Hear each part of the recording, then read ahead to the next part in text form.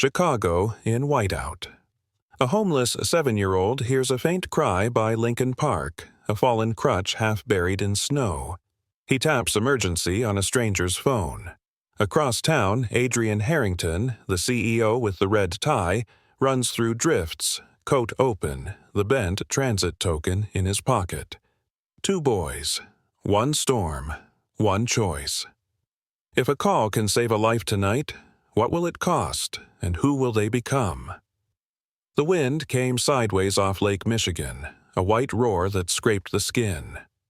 Noah curled into the park maintenance alcove, knees to chest, chin tucked into the collar of his damp hoodie. The concrete smelled like salt and old leaves. He pressed his fist around the bent transit token his grandma had given him. For luck, she used to say, warm hands, warm kitchen. Then winter took her, and luck felt like a word someone else owned. A sound threaded the squall, not wind, not sirens, a weak, broken cry. Noah lifted his head. The storm smudged Lincoln Park into moving white, lamps glowing like blurs down the path. He listened again. A whimper, close. He eased out, boots sliding on the glassy sidewalk, breath burning his throat. The cry came from the edge of a drift where the bushes made lumpy shadows. "Hello?" he called. "You there?" He stumbled, caught himself on a rail, and saw a small shape half swallowed by snow. A boy. Noah dropped to his knees, scooping with raw hands until a face appeared, pale, lashes iced, lips the wrong color. The kid's forearm crutch lay nearby, half buried. Another crutch lay a few feet back, a track carved through powder where he'd fallen. "Hey," Noah said, voice small against the storm. "Hey, wake up." The boy's eyes flickered. "Cold," he whispered. The word stuck to his tongue. Okay, I got you." Noah shook his arms out, blew on his fingers, then slid his soggy hoodie from his body and tucked it across the boy's chest. The wind bit his back hard as teeth. He shoved the crutch aside and tried to lift the boy's shoulders into his lap, but his own arm shivered so hard it felt like a rattle. "You got a name?" "Leo." The syllable drifted out, weak but there. "I'm Noah. We need to call somebody. Your mom? Dad?" He glanced around. The lake effect cloud was a living thing, swallowing footprints as soon as they were made. "Phone," Leo breathed. "Pocket." Noah fumbled in Leo's coat, found a slick rectangle cold as ice. He pressed the side. The screen flared, then smeared under blowing snow. He tried to swipe. Leo's hands twitched, fingers stiff, useless. Noah cupped the phone under his palm to block the wind. A prompt glowed through fogged glass. "Emergency." "Dad, emergency," Leo murmured, as if he reading from some remembered script. "'Kay," Noah said, heart hammering. "Okay." He tapped. The phone offered a name and a number and a small photo of a man in a navy suit, red tie, smile warm like the kind you see on billboards. Noah bit the inside of his cheek. People didn't always answer. When they didn't always come. He pressed call, a ring, thin and far away. Then a voice, crisp and alive through static. "Adrian Harrington." "Sir," Noah said, words tumbling. "Your kid's in the park by the bridge near the lion statues. He's really cold. He fell. He's not good." "Put me on speaker," the man said, calm but cutting through snow like headlights. "Leo, buddy, can you hear me?" Leo's eyelids twitched. "Dad?" "I'm coming," the man said. Noah heard keys, a door, the slap of the hurried steps echoing across whatever big lobby that phone lived in. "Can you see the North Avenue beach sign? Any landmarks?" Noah twisted, scanning the white. "There's a lamp with a sticker, and a green box on the ground, like a power thing." "Park maintenance panel," the voice said, already triangulating. "Stay exactly there. Keep him awake. I'm 5 minutes out." 5 minutes? Noah had learned that was a promise people made when they didn't mean it. 5, the man repeated, firmer. "What's your name?" "Noah." "Thank you, Noah." The words landed like a blanket. The wind punched again. Snow pebbled Noah's cheeks and slid down his shirt. He curled around Leo, rubbing his arms, talking nonsense to keep the boy's eyes from closing. "We're gonna get cocoa after this. The good kind with the tiny marshmallows. You like marshmallows?" Leo's mouth twitched. Two, Noah said. "Pile 'em high." In the distance, a horn blared. A skid of tires, metal on ice. Noah looked up. Headlights sliced the storm, swung toward the curb, stopped in a fishtail spray. A black SUV. A man leaped out, tall, broad-shouldered, coat flaring open, red tie a slash in the white. His hair was dark, threaded with silver at the temples, snow catching on thick brows. He ran like the wind couldn't touch him. "Leo," he called, voice steady, eyes locked. "Dad," Leo breathed. Noah felt the man's hands, warm despite the cold, wrapped them both in a navy overcoat. The man checked Leo's airway, pressed fingers to his neck, counted. He glanced once at Noah, quick but seeing everything. Blue-knuckled hands, soaked socks, the bent token shining dull in Noah's fist. "Good job," the man said. "You did exactly right." The lake roared and the snow kept falling, but something steadied in Noah's chest. The phone still lay on the ground, screen splintered with snowflakes. On it, a map pulsed a blue dot over white. Sirens began to climb the night. Adrian Harrington's phone buzzed against the leather console of his black SUV. The screen lit up with a GPS pin dropped from a strange number. He recognized the name under Dad, Emergency. His chest tightened. The number belonged to Leo's iPhone. Adrian's driver slowed to a crawl through the curtain of snow near Lincoln Park, tires skidding as gusts drove powder into drifts. "There," Adrian ordered, pointing. Two faint shapes appeared near a park alcove, almost swallowed by the swirling white. The driver barely stopped before Adrian shoved the door open, the wind ripping against his overcoat. The cold slapped his face, but he didn't feel it.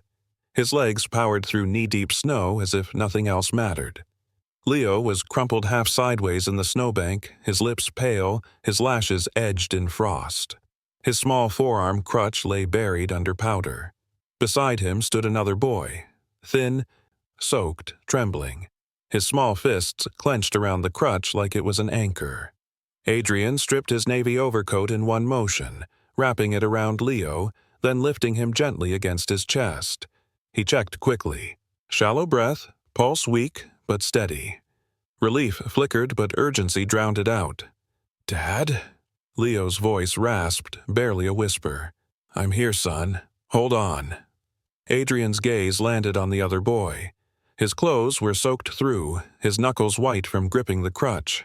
His hair was matted with sleet, his eyes dark with fear. "What's your name?"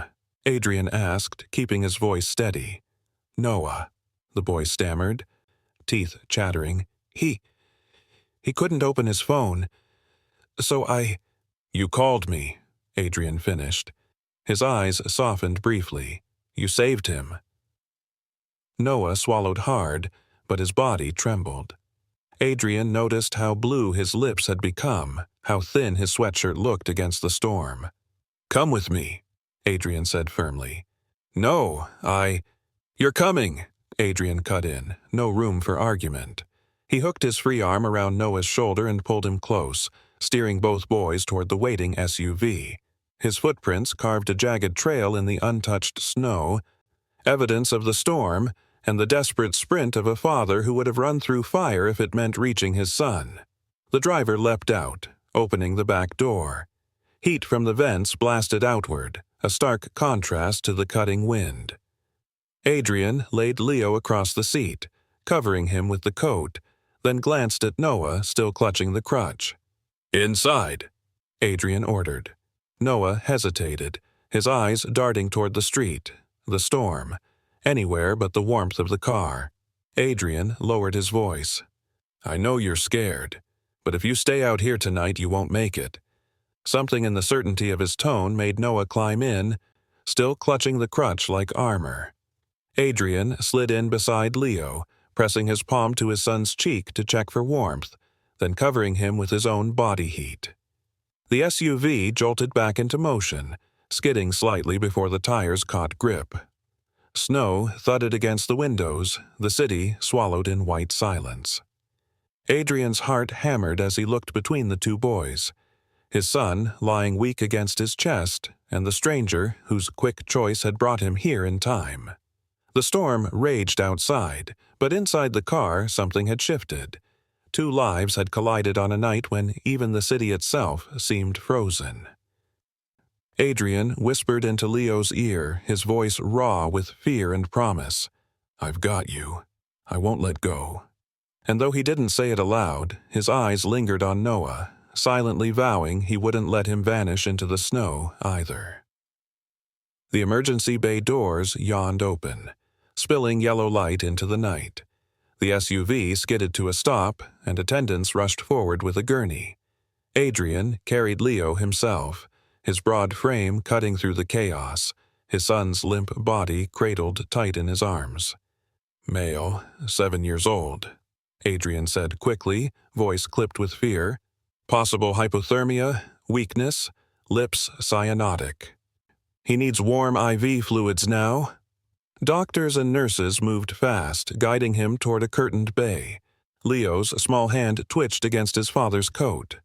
Adrian pressed a kiss to his temple before stepping back, letting the professionals swarm. Beside the doorway, Noah hovered. His sweatshirt clung to him, soaked and stiff with ice. Water dripped from his sneakers, forming a small puddle on the tile. He looked like he might bolt. A social worker, gray cardigan wrapped tight, noticed. "Sweetheart, where are your parents?" Noah dropped his gaze. "Don't have." The words were quiet, but clear. The woman crouched, concern softening her voice. "Do you have somewhere safe to go tonight?" Noah shook his head. His hand balled in his pocket, wrapped around the bent transit token, the last piece of his grandmother. He didn't look at her. He didn't want her pity. From inside the bay, Adrian's voice carried, "Noah." The boy blinked, startled that the man even remembered his name. Adrian stepped out, his face drawn with exhaustion but his blue eyes steady. "He's stable. They've got him under heat lamps. IV started. He'll be okay." Noah nodded once, relief flickering through the lines of his young face. Adrian studied him then, really studied him, the soaked hoodie, the bruised shadows under his eyes, the way he stood half-turned toward the door, ready to run.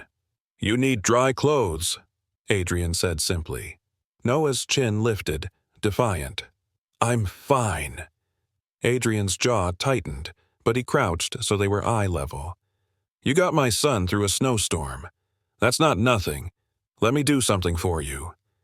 Noah didn't answer. Minutes later, a nurse brought out a bag.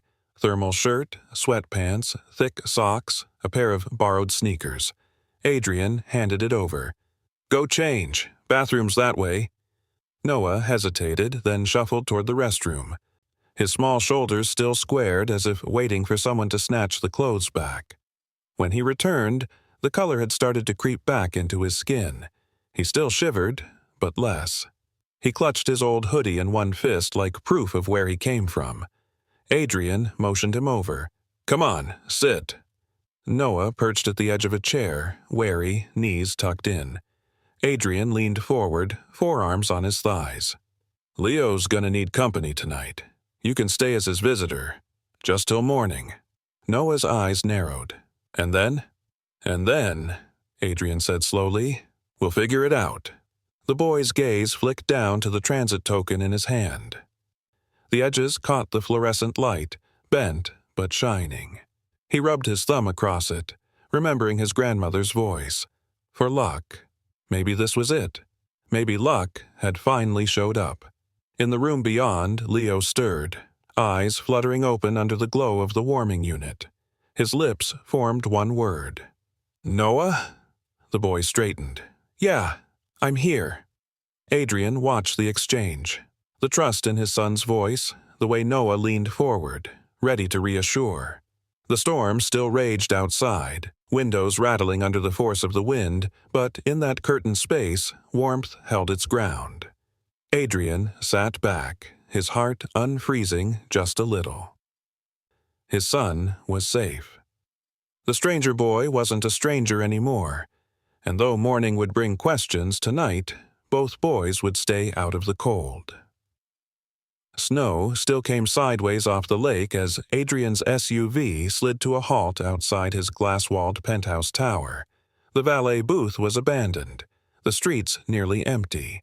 Inside, warmth pressed against the windows like a shield. Adrian ushered both boys into the marble-floored lobby, his coat still wrapped around Leo's shoulders. "Penthouse," Adrian said briskly to the night guard. The man didn't hesitate. Everyone knew who he was. Elevators groaned upward, carrying them away from the storm. When the doors slid open, Leo blinked in relief. The penthouse was a fortress of light against the winter. Tall panes of glass looked out onto the lakefront, now frosted over, the world beyond howling. Radiators hummed like an orchestra of warmth. Housekeeper Mrs. Alvarez, bundled in a cardigan, hurried forward. "Senor Harrington, what happened?" "The aide left him outside," Adrian said, jaw sharp. "She's gone, effective immediately." Mrs. Alvarez's expression hardened. "I'll see to it." Then, softening, she crouched to Leo's height. "Mi cielo, let's get you dry." She guided him toward his bedroom, towels already in hand. That left Adrian and Noah in the living room. Noah stood near the sofa but didn't sit, boots still on, body angled toward the exit. He looked out of place in his borrowed sweats, gaze darting between the glass walls and the hall where Leo had disappeared. "You don't have to stand guard," Adrian said gently. "You're safe here." Noah's chin lifted. "Places like this? They don't keep kids like me." Adrian regarded him for a moment. The boy's words stung with truth. "Maybe they should," he said quietly.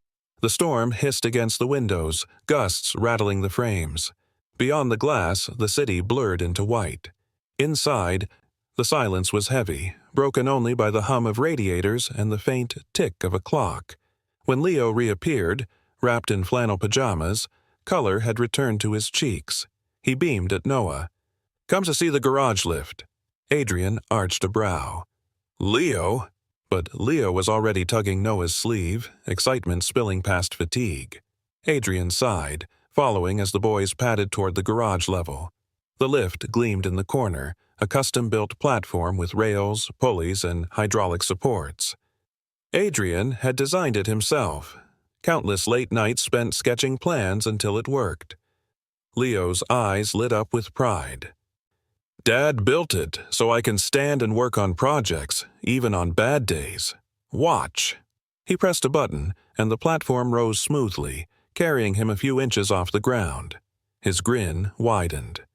Noah stared, awe flickering across his tired face. You made that?"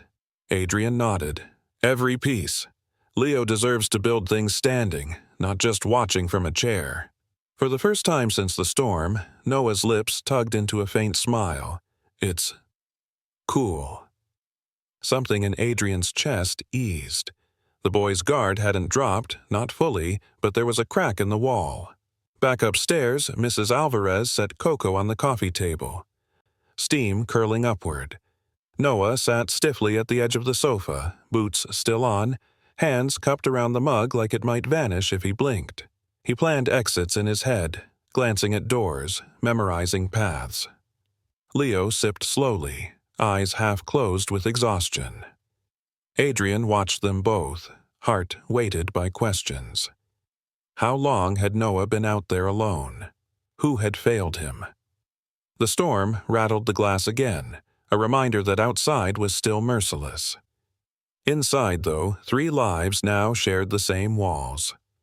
Adrian leaned back, the weight of the night pressing against him. He knew this was only the beginning. The storm deepened through the night, bands of lake-effect snow rolling across the city like curtains of white. From the penthouse windows, Adrian could barely see the streetlights below. The glass glowed faintly in the darkness, each gust rattling the panes. Inside, the house was warm, but unease lingered. Noah had fallen asleep on the guest sofa, boots still on, fists clenched tight around something. When Adrian leaned closer, he saw it, the bent transit token glinting in his palm, pressed into his skin as if it anchored him. The sight lodged in Adrian's chest. A boy who clung to a piece of metal because it was all he had left. Mrs. Alvarez tucked a blanket over him.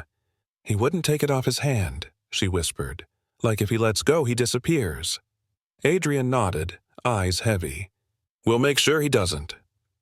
Later, by the glow of his study window, Adrian spoke quietly with his counsel over video call. Papers spread across the desk, legal text crisp under the lamplight. A CPS liaison joined the call, her tone clipped but firm. "This boy was found outside in sub-zero conditions," Adrian said. "He can't be sent back into the storm." The liaison adjusted her glasses. "Emergency temporary guardianship can be filed, but it requires evidence of immediate risk and a responsible adult willing to assume care." "I'm willing," Adrian said without hesitation. "Tonight, if necessary." His counsel added, "We'll draft the motion now. Judge Vega is on emergency rotation. She'll review electronically before dawn." The storm howled against the glass. Adrian rubbed a hand across his jaw, weary but resolute. "Do it. Noah deserves a bed tonight, not a sidewalk." An hour later, the fax machine hummed. Forms slid into the tray. Signatures, official seals, and the words, "Emergency Temporary Guardianship. Noah Reed." Adrian pressed his pen against the lines with steady resolve, committing himself on paper to what his heart had already decided. When he stepped back into the living room, Noah stirred under the blanket, eyes fluttering open. "Where?" "You're safe," Adrian said, kneeling beside him. "The court agreed you'll stay here for now. Guest room's ready. No more cold nights." Noah blinked, disbelieving. "Just like that?"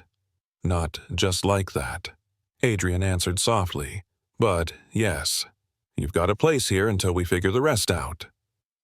Noah's hand tightened around the token, but something in his shoulders eased. He let Adrian guide him to the guest room, where a quilt lay folded on the bed. The boy slid under it cautiously, as if waiting for it to be taken away. Adrian dimmed the light. "Sleep. We'll talk in the morning." From the doorway, he watched as Noah curled onto his side, token still clasped in his palm. For the first time, the boy's breathing steadied into sleep. Adrian lingered a moment longer, then turned back toward the glow of the snow-fogged windows.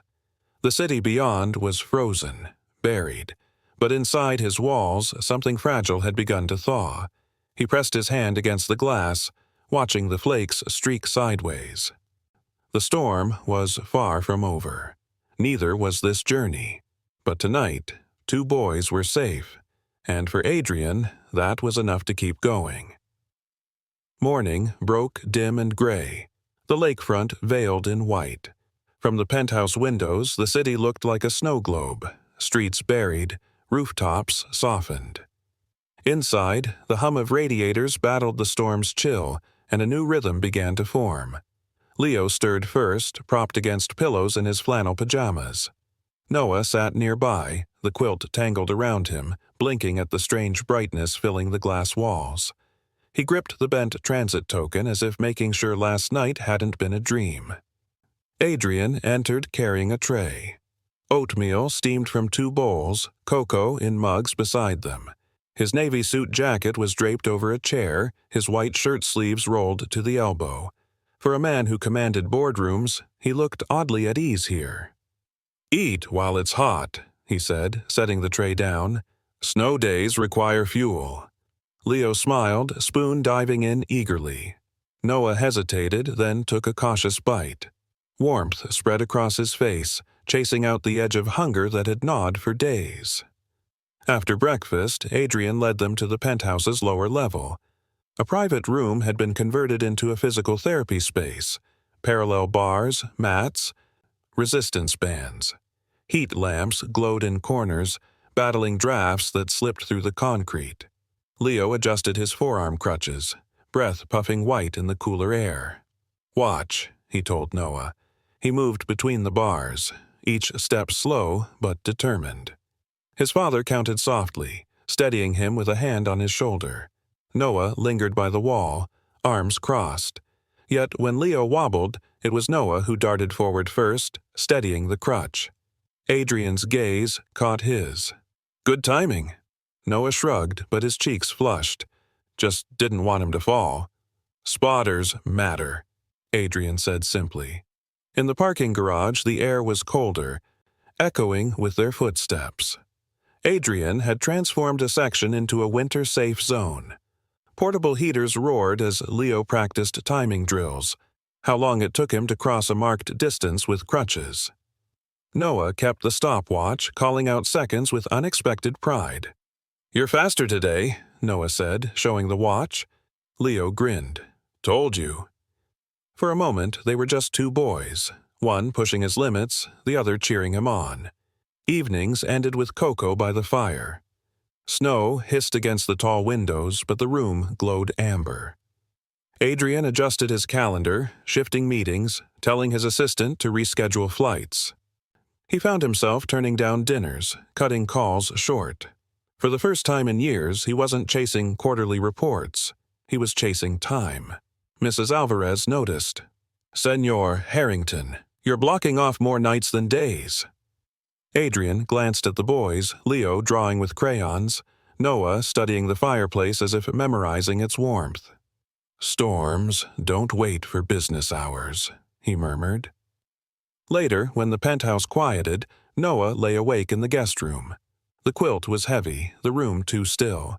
He held the transit token against his chest, whispering into the dark. "Grandma, I think maybe I'm safe, just for now." Through the wall, Adrian sat in his study, watching the snow blur the skyline. The star-engraved cufflink rested on his desk, gleaming faintly under lamplight. He thought of the bent token in Noah's hand, two symbols forged by different lives, now under the same roof. The storm had given them routines, but it also held questions. How long could this fragile shelter last? By Monday morning, the city crawled under record snow. Buses spun at intersections, sidewalks glazed over, schools shuttered. Inside the Harrington penthouse, warmth held, but Adrian's phone buzzed with a different storm. On the screen, Vanessa Vane, Gridlift's COO, appeared in sharp focus, sleek bun, immaculate blazer, voice clipped. "Adrian, investors are restless. Worst storm cycle in a decade. Grid lines strained, buses sidelined. We need you in Dallas by Wednesday, not babysitting in Chicago." Adrian pinched the bridge of his nose. "I'm not babysitting. My son was nearly frozen in a park. Another child is here because he had nowhere else to go. I'm staying." Vanessa's eyes narrowed. Headlines write themselves. CEO playing foster dad during a blizzard while our stock dips. Not a good look. Adrian leaned closer, blue eyes sharp. "Optics? You want optics? Then print this. Our mission is access. If we can't protect two boys in a storm, what credibility do we have building grids for a city?" Silence stretched. Vanessa finally said, "Just remember, Wall Street won't forgive sentiment." "I'm not asking forgiveness," Adrian replied, then ended the call. From the doorway, Noah stood listening, arms folded tight, token glinting in his palm. "She sounds mean." Adrian softened. "She's practical. Too practical." Noah's brow furrowed. "So you'd leave if they told you to?" Adrian met his gaze. "Not now. Not while you and Leo need me here." The boy studied him, skeptical but searching. For once, Adrian didn't look like a CEO in a red tie. He looked like a man refusing to move. Later that day, the storm worsened. Snow pressed against the glass like a living wall. Inside, routines carried on. Leo traced new drills in the PT room, Noah spotting him, stopwatch clutched tight. Sweat beaded Leo's forehead as he pushed harder. 16 seconds, Noah shouted. Adrian clapped, pride in his voice. That's progress. Leo grinned, but Noah only muttered, "He's the one who worked for it." Adrian glanced at him. "And you made sure he didn't fall. That matters." Noah's jaw worked, unsure whether to believe it. Evening fell. The three sat by the fire, cocoa steaming. Snow hissed outside, but inside warmth lingered. Leo leaned against Adrian's arm. "Will you be here tomorrow too, Dad?" Adrian smoothed his son's hair. "Yes, every tomorrow I can." Across the fire, Noah's gaze flicked between them, the token glinting in his fist. He wanted to believe that promise too, but promises in his life had always broken like ice underfoot. The storm rattled the glass again, a reminder of the world outside. Inside, Adrian made a silent vow. He wouldn't let these boys weather it alone. The wind screamed down Michigan Avenue as Adrian guided the boys into the University of Chicago's rehab lab. The salt on the lobby floor squeaked under their boots, jackets dripping from the storm outside. Inside, fluorescent lights glowed, sterile but steady, the kind of brightness that didn't flinch under weather. Leo's eyes widened as he spotted the ultralight pediatric exoskeleton gleaming on a rack. Sleek braces, carbon fiber joints, harness straps that looked more like astronaut gear than therapy. The therapist, Dr. Patel, adjusted her glasses. "He's ready?" Adrian nodded. "He's been ready." Noah hung back, hands shoved in his sweatshirt pocket, token clinking against his knuckles. He didn't trust shiny machines. Shiny things usually belonged to worlds that threw kids like him aside. But when Leo gripped his forearm crutches and shuffled toward the frame, Noah stepped forward without thinking. "Need help?" Leo beamed. "You be my spotter." Dr. Patel strapped him in, buckles clicking. 12 steps. That's our goal today." The first lift was shaky, Leo's knees wobbling as the motors hummed. His breath came fast, eyes darting to his father. "I'm here," Adrian said, voice steady, gloved hands hovering close. His shoulders tensed with every movement, as though his own body braced for each step. Noah walked alongside, one hand near the crutch, the other clutching the stopwatch Adrian had given him. 1, he counted. Leo moved again, boots squeaking on the polished floor. 2. The hum of the exoskeleton filled the silence, broken only by the steady rhythm of the boys' voices. 3. 4.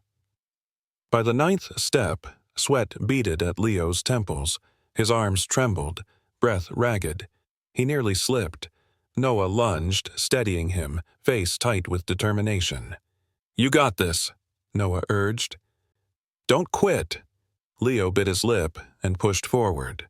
Step 10, then 11. His knees buckled, but Adrian's hand steadied the harness, voice breaking. "Just one more, son." Leo gritted his teeth and lifted his foot. 12. His boot tapped down. He stood, trembling but upright. The room went still. Then Leo broke into a grin wider than the storm outside. "I did it!" Noah raised the stopwatch like a trophy. 12 steps. Told you." Adrian's throat worked, words catching. His gloved hand brushed his son's cheek. "I've never been prouder." His blue eyes glistened, though he blinked it back. Outside, snow thundered off the roof, shaken loose by the storm. Inside, warmth bloomed in 3 hearts. Leo leaned on Noah's shoulder as Dr. Patel helped unbuckle the frame. "Next time, 15, Leo whispered. Noah smirked. "Bet you can." Adrian watched them, his son and the boy who had stumbled into their lives like a storm's gift. The bent transit token, the star cufflink waiting on his desk, they were no longer just symbols. They were promises. And, for the first time in years, Adrian felt the future crack open, fragile and bright.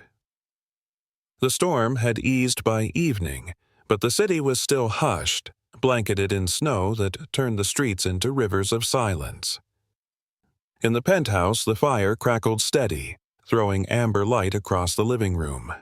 Leo had fallen asleep under a quilt on the sofa, breathing soft and even.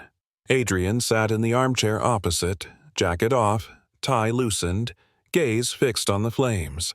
Beside him, Noah perched on the rug, knees pulled to his chest, token turning slowly between his fingers. His face was shadowed, his silence heavier than usual. Finally, Adrian said softly, "You've been carrying something all night. Go ahead." Noah's jaw clenched. He stared into the fire, words caught like ice in his throat. Then, in a rush, "I wasn't supposed to be there.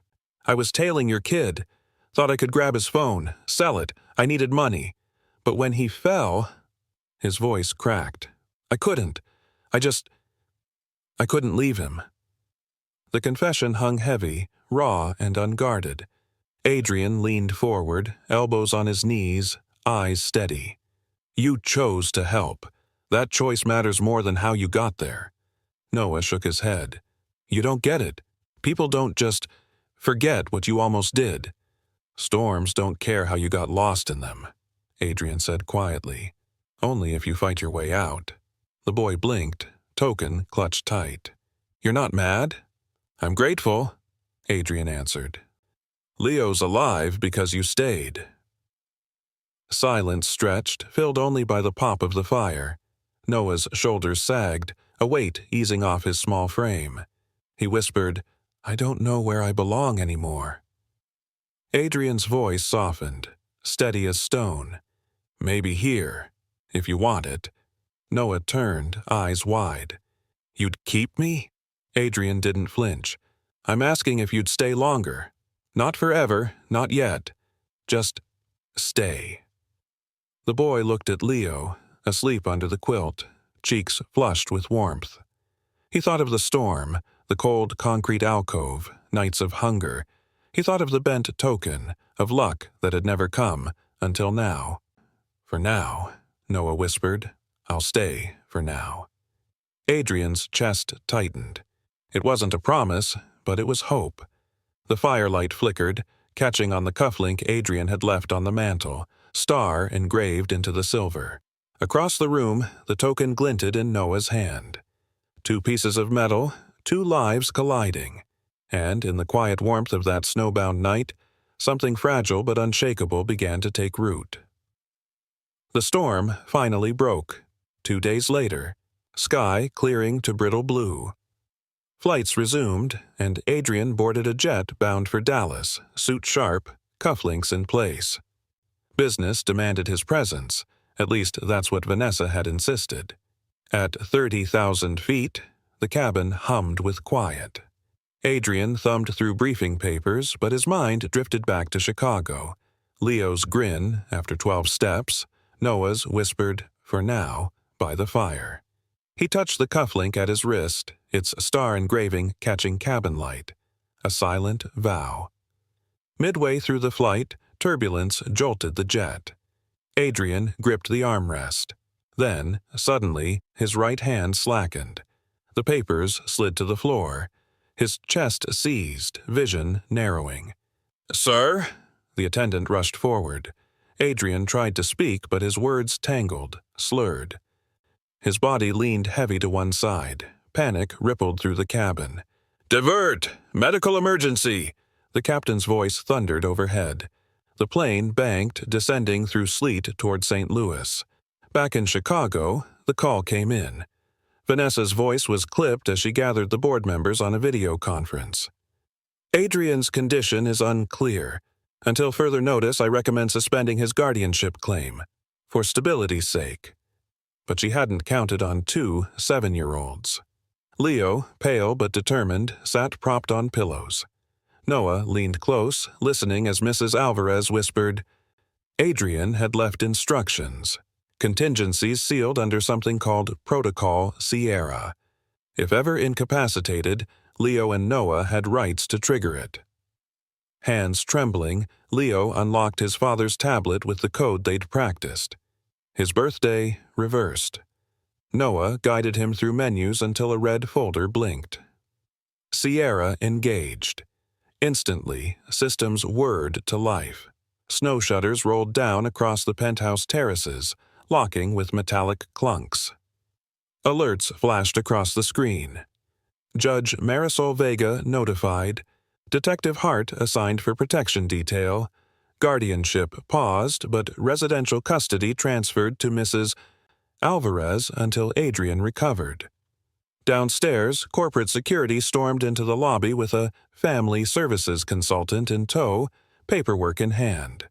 They met uniformed officers already posted, Detective Hart's badge glinting under the lobby lights. "By court order," he said, holding up Judge Vega's video confirmation on his tablet. "The boys remain here. Mrs. Alvarez is their guardian tonight." Vanessa's consultant sputtered, snow whipping behind him as the doors hissed shut. Upstairs, Noah and Leo watched through the frosted glass balcony. Noah's hand found the bent token in his pocket, grip tight. Leo reached for it, their fingers brushing. "We did it," Leo whispered. Noah's voice was low, steady. "No, we just started." Outside, sleet slicked the windows. Inside, the storm had shifted. Two boys had stood between a collapsing world and the man who'd run through the snow for them. And somewhere, on a stretcher in St. Louis, Adrian Harrington fought his way back through darkness, unaware that his sons, one by blood, one by choice, were holding his legacy together. Chicago shuddered under another band of lake-effect snow. White veils blurred the skyline, winds howling against glass towers. Inside the Harrington penthouse, the boys pressed close to the frosted window, watching the world vanish. Downstairs, the storm carried something else, footsteps and voices cutting through the gale. The elevator chimed. Two men in dark coats stepped into the penthouse foyer, trailed by a woman with a briefcase. Their words were sharp, rehearsed. "We're here on behalf of the Harrington Board and Family Services. We need immediate access to the children." Mrs. Alvarez blocked their path, her frame small but immovable. "You will not disturb them." The taller man smirked. "Ma'am, we have court orders." Before she could answer, Detective Hart stepped from the hall, badge raised, snow still melting from his coat. "Not valid. Judge Vega just reaffirmed guardianship via video call. These boys stay here." His voice cut through the storm like steel. The consultant's tone sharpened. "The company can't risk scandal. With Mr. Harrington incapacitated," Hart's eyes narrowed, "then maybe the company should mind its own balance sheets. These boys are under protection of the court. You're trespassing now." Vanessa herself appeared at the threshold, hair sleek despite the weather, fury in her eyes. "This is reckless. You think sentiment saves investors when billions hang in the balance?" From the living room, Noah clutched his bent token, heart pounding, while Leo leaned on his crutch, eyes blazing. "She's lying," Leo whispered. "She doesn't care about us." Noah swallowed. "Then we tell them." Before anyone could stop them, the boys stepped into the foyer. Noah's small voice carried, trembling but fierce. "He promised us. My dad promised storms don't decide who we are." He lifted the token. "This is all I had, but he said it mattered. You can't take that away." Leo added, his voice steady. "And you won't take us either." Vanessa froze, caught in the raw defiance of two children. The storm outside howled, rattling the glass as if echoing them. Judge Vega's voice crackled from Hart's tablet, live on video. "Enough. Mrs. Alvarez remains guardian until Mr. Harrington recovers. Any further interference will be contempt of court." For a moment, silence pressed heavy. Then, Vanessa's heels clicked sharp against marble as she turned, fury burning, but words choked by the storm. "This isn't over." The doors hissed shut behind her entourage, muffled by snow. Inside, the foyer felt brighter, though the storm raged on. Noah unclenched his hand, the token warm from his grip. Adrian wasn't there, but his promise lived in the boy's defiance. Mrs. Alvarez gathered them close, her voice soft but firm. "You did well. He would be proud." Noah glanced at Leo, then back at the snow swirling beyond the glass. For the first time, he believed her. Snow clung heavy to the ledges outside Shirley Ryan Ability Lab, piling higher with each passing hour. Inside, light spilled across the rehab floor where machines hummed and monitors beeped. Adrian Harrington sat in a wheelchair by the window, skin pale but eyes alert. His right arm was stiff against the cushion, but his presence filled the space like always. Noah and Leo entered quietly, Mrs. Alvarez at their side. The boys hesitated until Adrian's gaze lifted. His blue eyes softened. "Come here, both of you."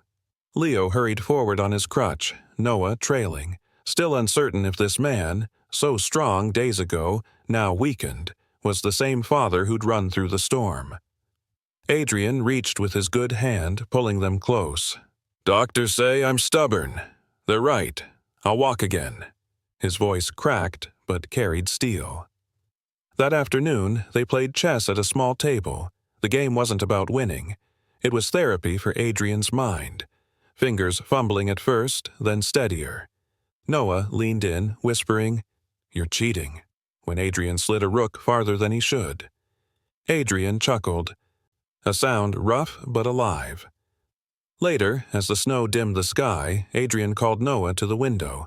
His breath fogged the glass. "I need to ask you something important." Noah clutched the bent token, thumb brushing its worn edge. "What? Will you be my son? Officially?"